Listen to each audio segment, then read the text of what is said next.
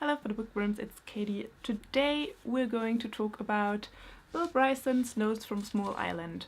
Now, according to the blurb on the back, this book has sold over 2 million copies. It is incredibly popular and apparently a lot of people have read it. So to the content. As I said, the book is a travelogue. It's exactly that. It's Bill Bryson traveling through the island of Britain, and he starts at Calais and then goes to the British Islands by ferry. He arrives at Dover and then proceeds to go through London, Oxford, Cambridge, Manchester, Leeds, Blackpool,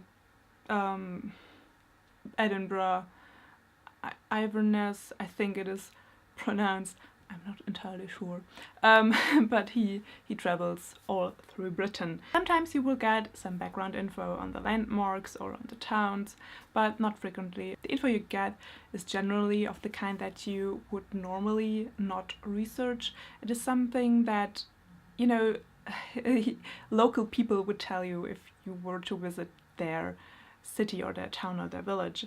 So it is quite interesting most of the time. So to the structure, there's the general pattern that Bill Bryson will arrive at a town, then he will get something to eat, or according to the time of day will get a tea, then he will go to a hotel, and then he will visit some of the landmarks at this location. And when he's done with that, he will continue his journey, usually via train.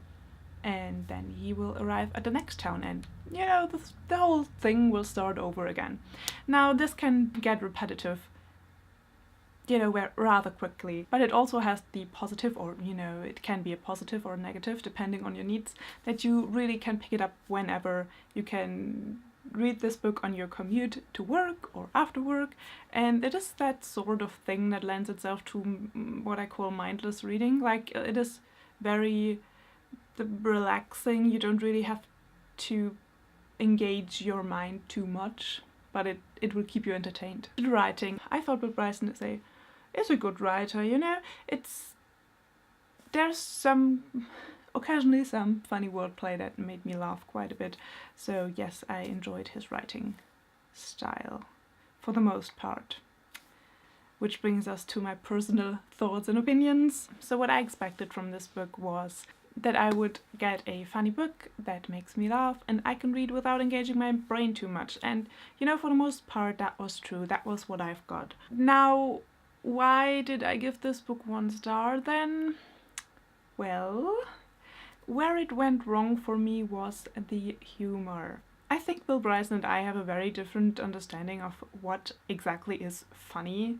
So, or in the most part, like in one particular aspect, a lot of the humor in this book is played at, you know, being disrespectful towards other people.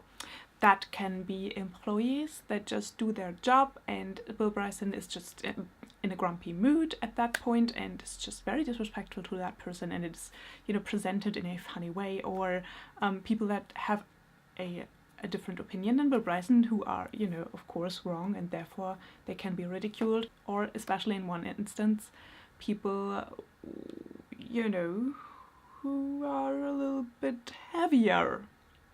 Yeah, I'm trying to find a way to frame that in a non-disrespectful way. Like, I'm trying to be respectful, and I'm not sure if I'm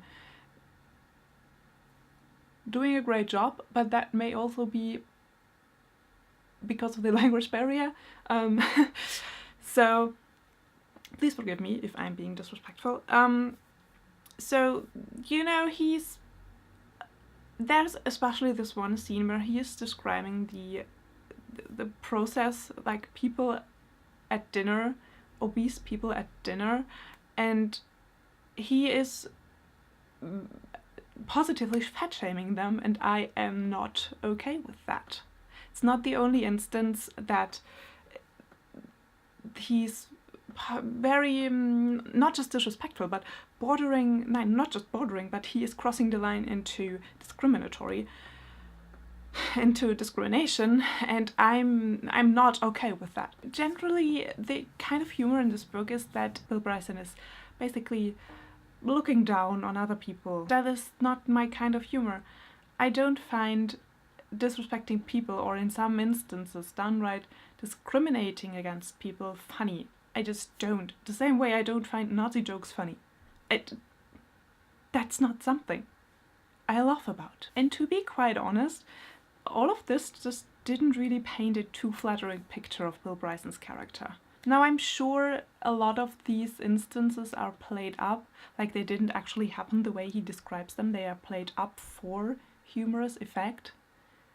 But I'm not sure if that makes it any better. That's the reason why I gave it 1 star. Sometimes the book made me laugh, usually when he used some interesting or hilarious turn of phrase, but for the most part, I just could not forget everything else, and for the most part, the theme shown through that people would be made fun of and would be ridiculed for, and you know, I just know.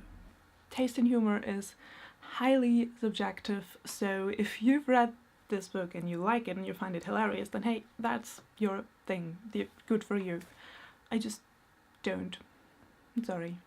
You know, if the humor was different, I would give it maybe like 3.5 stars. Yeah, I just won't stand for harmful humor. Sorry. That was it for today. Have you read Notes from a Small Island? And have you read Bill Bryson's other travel books? Is the humor of the same way in these other books? Because I own one of his other books already, and let me know so I can decide if I want to get rid of it right away or, want to give it another chance. I hope you have an awesome day. Hope you're having a wonderful weekend. I hope you're having some great tea, yeah. And I hope you're doing something magical. And I will see you soon. Bye!